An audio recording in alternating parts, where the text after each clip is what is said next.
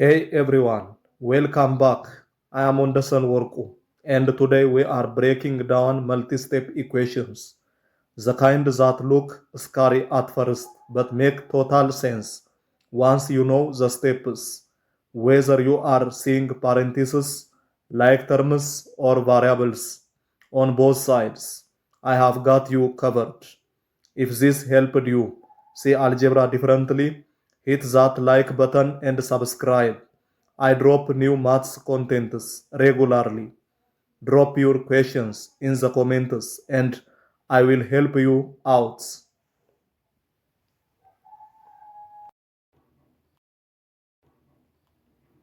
Many algebra equations hide the value of an unknown behind several layers, such as parentheses, like terms, powers, or operations on both sides.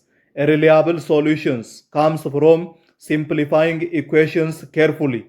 Many algebra equations hide the value of an unknown behind several layers, such as parentheses, like terms, powers, or operations on both sides.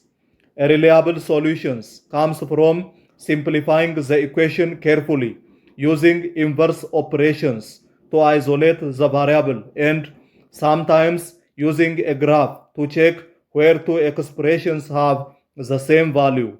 The idea is that algebra and graphs describe the same relationships in different ways.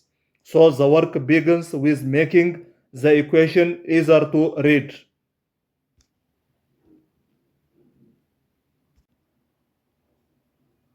A multi-step equation is an equation that needs more than one algebra move before the unknown variable stands by itself. When parentheses appear, the distributive property clears them by multiplying the outside factor by each term inside, turning a compact expressions into terms that can be combined.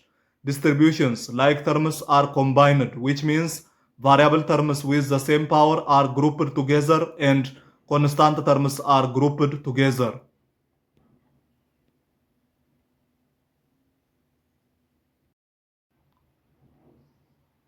This simplification matters because an equation with fewer terms makes the next goal clearer. Collect variable terms on one side and number terms on the other side. Operations undone. Operations in the reverse order. So addition is undone by subtraction, multiplication is undone by division, and powers may be undone by roots when the course has introduced them. These operations must be applied to both sides of the equation because an equation stays balanced only when both sides are changed in the same way. Equations become products of expressions, and factoring polynomials is the process of rewriting a sum or difference of terms as multiplication of simpler factor. A common factor is a factor shared by every term, so removing it can reveal a simpler expressions inside parentheses.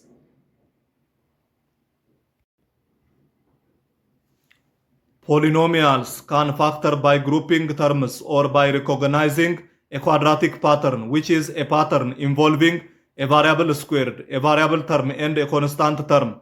This is especially useful because of the zero product property, which says that if a product equals to zero, then at least one factor must equal zero. Once factors are set equals to zero, each smaller equations can be solved with inverse operations and the solutions are the roots of the original equation. A graphical solutions gives another view of the same work by treating the two sides of an equation as two separate expressions that can each become a graph. If one expression equals another expression, then a solution is an input value where the two outputs match. On a graph, matching outputs happens at intersection points because both graphs passes through the same point for the same input and output. The input coordinate of an intersection point is the solution to the equation, while the output coordinate shows the common value of the two expressions. methods usually gives exact solutions, while graphs help us show why those solutions make sense and can estimate solutions when exact factoring is difficult. Simplifying, factoring, inverse operations, and intersections give a complete way to solve multi-step equations and understand what the solutions mean.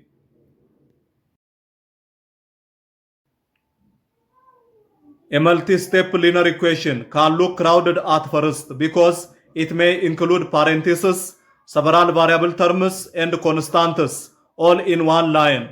This lesson works through one equation by simplifying it step by step until the variable stands alone and its value is clear. The process begins with the expression inside and around the parentheses, then moves towards collecting matching terms and undoing operations in a careful order. The answer is 3 times the quantity x minus 4 plus 2x equals to 28, and the goal is to turn this statement into the simpler form x equals to a number. The derivative property says that a number outside parentheses multiplies each term inside the parentheses. So 3 times the quantity x minus 4 becomes 3x minus 12. In conclusion, the equation becomes 3x minus 12 plus 2x, which is equals to 28, which no longer has parentheses, is easier to simplify. 3x and 2x are like terms because they both contains the same variable to the same power, so they can be combined into one variable term. 3x and 2x gives 5x, so the equation becomes 5x minus 12, which is equals to 28. Various operations are used to isolate the variable, which means each operation attached to the variable is undone with its opposite operations. 5x minus 12 has subtraction of 12, so adding 12 to both sides keeps the equation balanced and changed it to 5x, which is equals to 40. 5x is still multiplied by 5, so dividing both sides by 5 undoes that multiplication and gives x is equals to 8. Is x equals to 8 because substituting 8 into the original equations makes 3 times the quantity 8 minus 4 plus 2 times 8, which is equals to 28.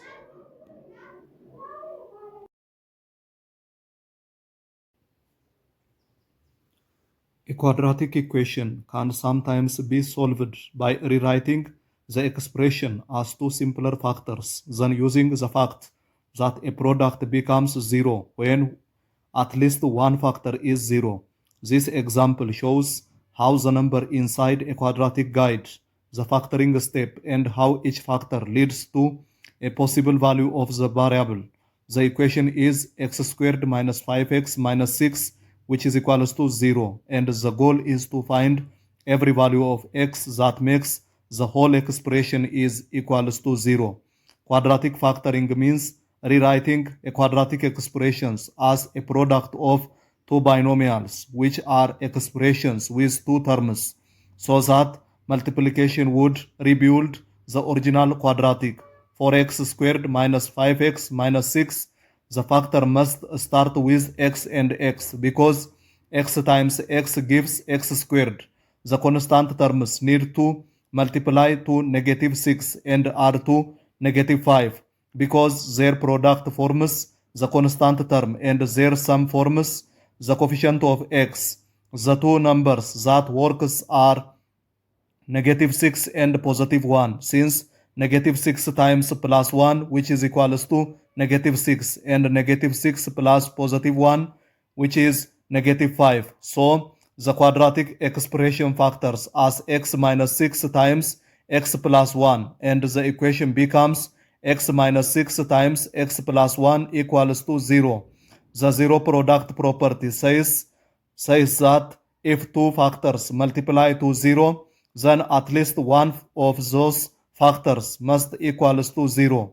That means x minus 6 equals to 0 or x plus 1, which is equals to 0, and each smaller equation can be solved separately from x minus 6 equals to 0. Adding 6 to both sides gives x is equals to 6.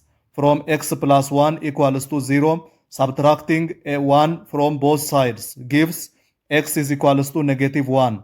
Both values make one factor equals to 0. So the solution to the quadratic equation are x equals to 6 and x equals to negative 1.